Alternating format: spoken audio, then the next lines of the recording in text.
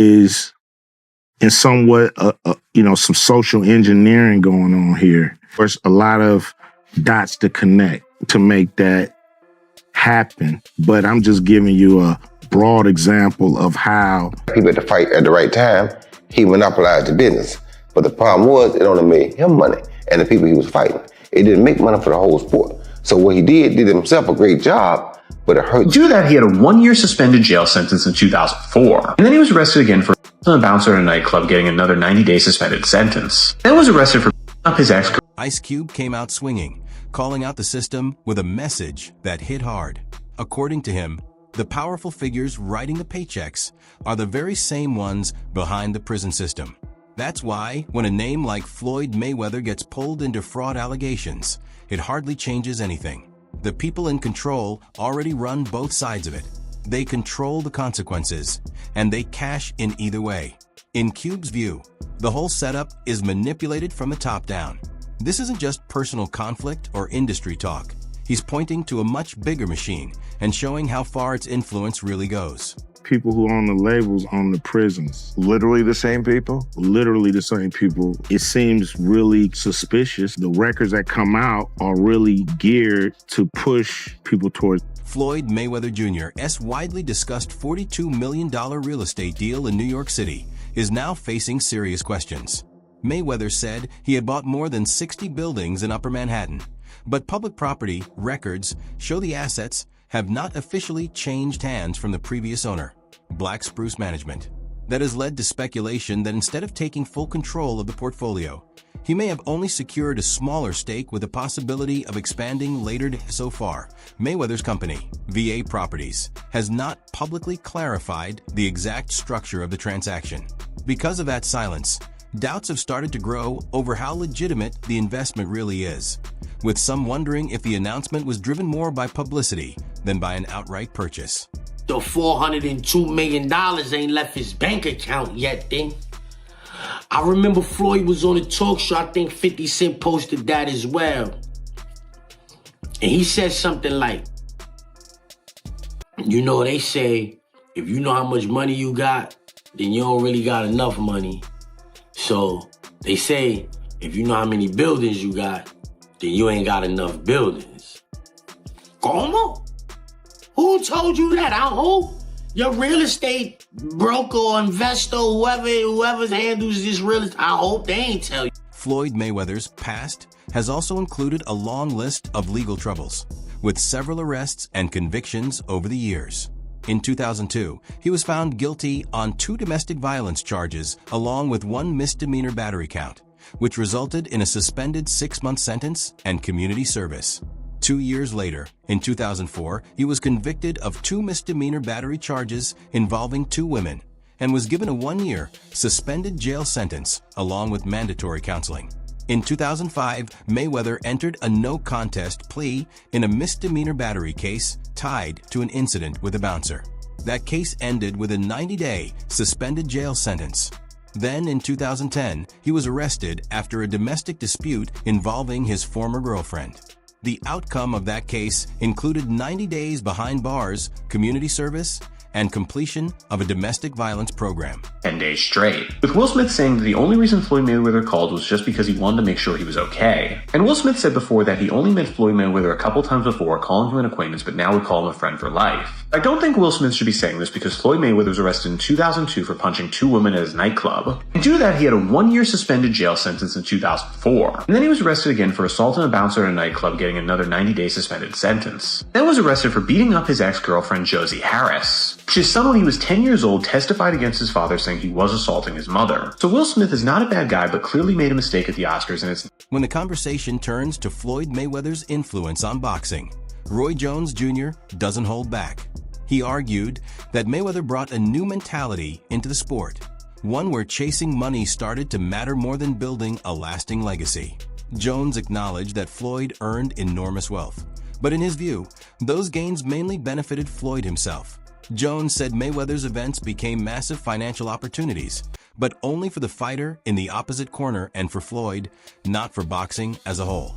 From his perspective, Mayweather transformed the sport into a business model centered around his own earnings, instead of using his success to elevate boxing or create opportunities for others. Great job, but he did it for himself, and it worked for him. But everybody now wants the Mayweather concept, because Mayweather made so much money, staying undefeated, waiting till the right time to fight Pacquiao, finding the right people to fight at the right time. He monopolized the business. But the problem was, it only made him money and the people he was fighting. It didn't make money for the whole sport. So what he did himself a great job, but it hurt the sport. Because not everybody wants to fight, stay undefeated. You understand me? Me, it's like when two guys get hit, they gotta meet. No, wait. They was here 5 years ago. Yeah. They should have met. You understand me? Because now, we probably could have got 3 good fights out of it. You understand me? But because we waited too long, the problem what people don't understand is, tomorrow's not promised to nobody. Guess Floyd Mayweather Jr. has repeatedly put his real estate ventures in the spotlight, often presenting himself as the owner of major high-rise properties and a massive collection of buildings. During a 2021 interview at the WBC convention in Mexico, he made a bold claim, saying that one of the properties he owned was the tallest commercial building in the United States. He was referring to One Vanderbilt, the 93-story tower in New York City. But reports surrounding that investment tell a more limited story. Rather than owning the building outright, Mayweather is said to have put $50 million into the project for a minority stake. Similar questions surfaced again after he revealed a $42 million deal involving 62 rental apartment buildings in Upper Manhattan, where he presented himself as the full owner of the portfolio. So what I did was this. It started off with $5 million. Put up $5 million, I was getting $50,000 a month. On every 18th, every month, it was paying off. You like the cash flow? Yes, for years. So I said, okay, if it's paying off like this then, and I gave him 7 figures, I said, I'm not gonna even give him 8 figures. I went and gave him 9 figures. If it's something that I know is paying off, lucrative and heavy, I gotta go with it. Roll the dice, take a chance. A report from Business Insider added even more doubt by stating that Mayweather's involvement in those properties appears to be only partial, not complete ownership, as some of his public comments suggested. That revelation has pushed people to look back at his earlier real estate claims with fresh skepticism. If the $42 million New York deal was not exactly what it seemed, then it naturally raises a larger question about how much of the rest of his property empire is as advertised. Over the years, Floyd Mayweather has built an image that goes far beyond boxing. Money Mayweather became the brand, someone who constantly highlights his wealth, whether through luxury cars, private jets, or now high-profile real estate. His recent statements about controlling $42 million in New York property only added to that image. But reports suggesting he owns only a portion of those buildings have made people wonder how much authority he actually has over the assets. Piece of the earth. And I feel like you can't go wrong with New York real estate. So what I did was, in one of my portfolios, because I don't know the exact number, because they said if you know how much money you got, you really don't have no money. So if you know how many buildings you got, you don't really have no buildings. So I think I own right now somewhere upwards of 100 buildings or more. And in 99% of my buildings are in New York City. Wow. You donated millions of money and buildings to victims of the LA wildfires. And I saw that. That was a cool thing you did. I feel like if you're in a position to give back, why not? If Floyd Mayweather really has the level of wealth he so often talks about, then situations like this naturally invite more scrutiny. Critics have questioned why someone with that kind of financial image would end up connected to allegations involving unpaid luxury jewelry and growing debt in Dubai. According to reports, Mayweather and rapper Tyga worked with a watch broker in 2021 to buy a collection of luxury items for Miami jeweler Leonard Sulmanov, including expensive watches and diamond jewelry. The claim is that some initial payments were made, but the remaining money never followed. That dispute eventually led Sulmanov to file a lawsuit in August 2024. So a lot of wealthy people buy assets or luxury items under business entities. This allows them to pay less tax while also having protection against lawsuits personally. In this case, Tyga and Floyd used a watch broker and some upfront cash to make the deal go through. But as the days passed, no payment was made on the balance that was due, and even their agent admitted they owed $4 million. So what these two did is they signed and paid using a business, and then before paying the full amount, gifted it to themselves on behalf of the business that bought it. Therefore, the broker can't go after Floyd or Tyga because they didn't buy it from them personally. A business that they may control bought it and then gifted it to them, but in this sense is completely separate. But what they did is how the rich get richer. Us in our daily lives have no protection from lawsuits, but as soon as you use a business, the laws completely change. So I'm not saying you should do this or that they'll even get away with this, but it's definitely an interesting way to get expensive. Floyd Mayweather's conduct has also drawn criticism over the way he handles money in his dealings with others. For years, questions have followed him about unpaid obligations, even though he presents himself as one of the richest athletes in the world. Critics have pointed to public disputes involving people like Logan Paul and 50 Cent, both of whom have accused him of leaving debts unresolved. For many observers, that creates an obvious contradiction. If Mayweather truly has access to the kind of money he claims, why allow relatively smaller financial disputes to damage his reputation? That contradiction became even more noticeable when Mayweather was asked why he chose to face Logan Paul instead of taking on a real boxing challenge against someone like Tyson Fury. His response was simple: Logan Paul had the bigger online following. To a lot of people, that answer said everything. It suggested that the motivation was no longer competition, legacy, or proving himself against elite opponents, but maximizing attention and revenue. Athlete in the world. I had the opportunity and pleasure to be around him for many years. I was his personal shopper. I was a personal friend of his family. One of my greatest memories of being just lucky enough to even be around that environment was watching him train. Watching Floyd Mayweather train is a masterclass in discipline. It is a masterclass in work ethic. It is a masterclass in this is how you execute and get stuff done. Every rep, he hits it hard. There's not one lazy rep. He does everything at such a high frequency, so elevated. I'm like, goodness gracious, watching this man train, it's like, that's how I want to train for life. I've been to the club with Floyd where we leave in the club 3, 4 in the morning and he's still going to hit his 6 miles. He'll have all the cars follow him and he's running down the Las Vegas Strip, down back street. For years, Floyd Mayweather turned his fortune into part of the performance, regularly putting his wealth on display through headline-grabbing purchases like a $1.8 million watch and a lifestyle built around excess.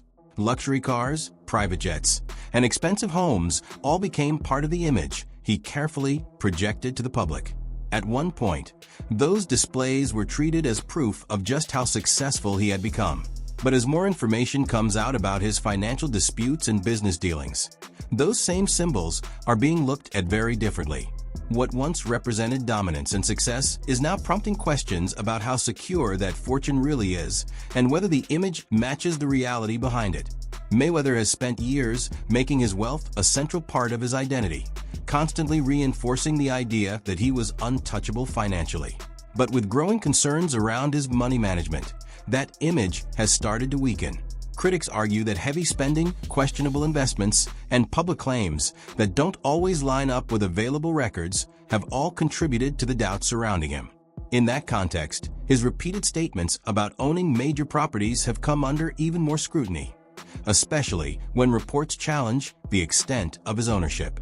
Negotiates those deals. Me. Well, you gotta.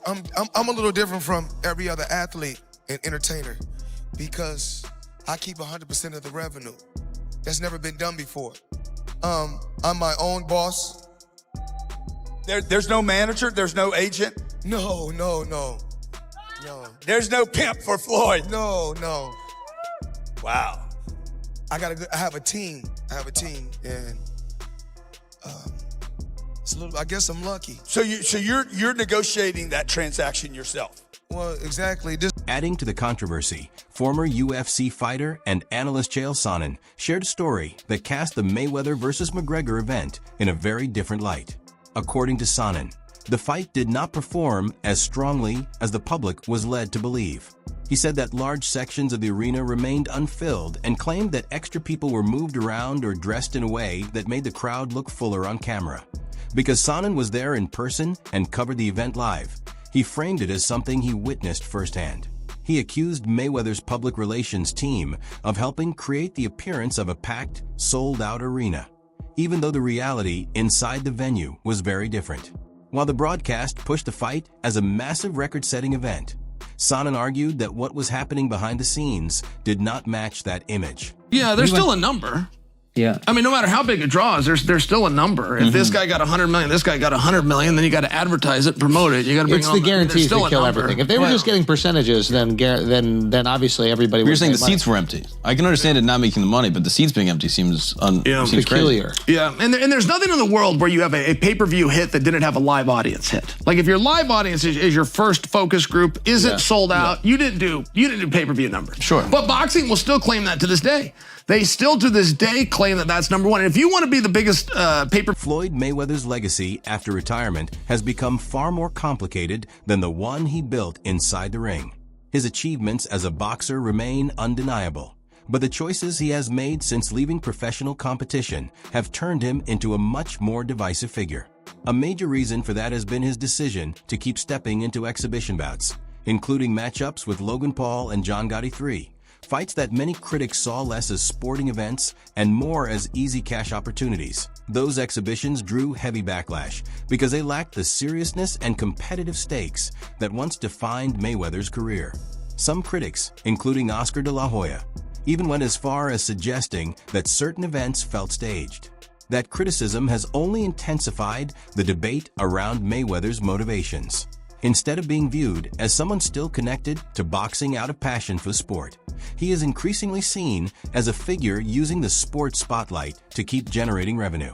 Money Mayweather is broke, right? Oh, successful boxer. Do you want to know how to be woke? Do you want to know how we think? Well, sit down for a second and let me help you out, okay? This is how we interpret the situation. First of all, why are you telling the public his financial information? Why? What's the reason? Let's start there. Nope, let's put a pin in that. Okay? Now, who is he? Floyd Money Mayweather. Okay? Successful boxer. 50-0, undefeated. Maybe a little bit more. I don't know. He fought a little bit more after that. But 50-0. Let's just go there.